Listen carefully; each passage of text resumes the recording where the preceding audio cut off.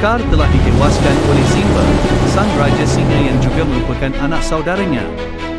Dia meminta belas kasihan Simba supaya tidak menghukumnya. Dia menyalahkan Shenji, sang ratu henna. Shenji terdengar pengkhianatan Scar terhadapnya, kerana Scar yang mengajak kawanan henna untuk membantunya menguasai kawanan singa. Simba menghalau Scar supaya pergi jauh dari tanah kebanggaan ini.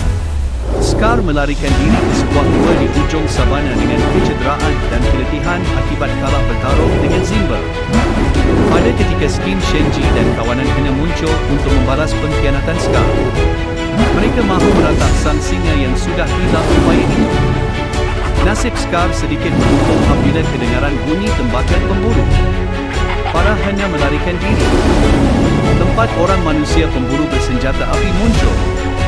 Mereka terkejut melihat singa besar yang sedang lemah dan kesakitan. Para henna melihat dari jauh bagaimana sang singa dikelilingi manusia pemburu. Scar membenci manusia.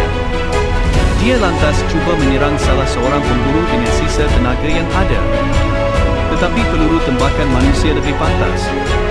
Peluru menembusi kepada sang singa. Scar rebah.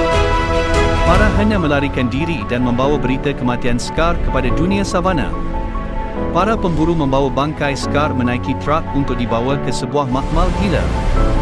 Makmal itu dikenali sebagai Makmal Sigma Plus, tempat dua orang saintis gila melakukan uji kaji terlarang. Darah Scar masih mengalir. Jantungnya masih berdenyut lemah. Scar belum mati, tetapi peluru dalam kepalanya membuatkan singa itu tidak sedarkan diri. Para pemburu menyerahkan Scar kepada dua saintis gila. Dalam makmal, dua saintis gila iaitu Dr. Alemayehu dan Dr. Dakarai cuba menyelamatkan singa. I am Alemayehu. Dakarai adalah pakar bedah otot dan mencipta muscle chim, satu bahan kimia yang mampu menguatkan otot dan mempercepatkan penyembuhan luka. Dr. Alemayehu pula adalah pakar bedah otak yang sangat tidak normal. Dia pernah memindahkan otak tikus ke dalam kepala burung dan berjaya. Kali ini dia cuba menyelamatkan sang singa. Namun setelah melakukan segala-galanya, singa tetap tidak bangun. Alemayehu hairan dan tidak berpuas hati. Dia tetap mencuba. Rakannya Dakarai bosan menanti setelah berminggu-minggu Alemayehu gagal. Dakarai keluar dari Sigma Plus untuk bercuti dan berehat di bandar Dar es Salaam. Tanpa diduga, Dakarai ditembak dengan dua das tembakan jarak dekat. Peluru menembusi kepalanya. Dakarai rebah serta-merta. Penyerang menghilangkan diri sebelum orang ramai datang menyelamatkan Dakarai. Dakarai dibawa ke hospital. Para doktor tidak berani menyentuhnya kerana tiada siapapun yang dapat menyelamatkan situasi Dakarai melainkan Alemayehu. Disebabkan Dakarai mengambil branchem, otaknya masih terus hidup walaupun telah ditembusi peluru. Alemayehu terkejut melihat rakannya sudah nyawa-nyawa ikan. Lebih terkejut, peluru yang ada dalam kepala Dakarai adalah peluru yang diperbuat daripada logam plumbum. Plumbum adalah bahan beracun yang membuatkan branchem tidak berfungsi. Otak Dakarai akan mati sedikit demi sedikit apabila kesan plumbum merebak. Alemayehu tidak mahu Dakarai mati. Akhirnya dia mendapat idea secara terpaksa untuk menyelamatkan Dakarai. Dia melakukan pemindahan bahagian otak Dakarai yang masih selamat ke dalam sang singa yang masih tidak sedarkan diri.